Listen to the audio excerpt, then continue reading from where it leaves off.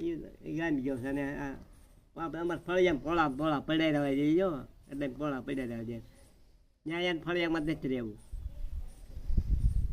આ ગુરુ દત્તાત્રી હે ગુરુ દત્તાત્રી જેમના નિષેધે કર કમળના માળાને કમળ ધારણ કરેલા છે.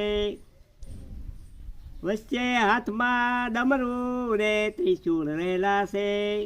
એમની ઉત્તમ હાથમાં શંખ છે, શંખ ને ચક્ર રહેલા છે. એવા બ્રહ્મા વિષ્ણુ ને મહેશ સ્વરૂપે રહેલા ભગવાન દત્તાત્રેય મારા દુઃખોને રોગોને નાશ કરો.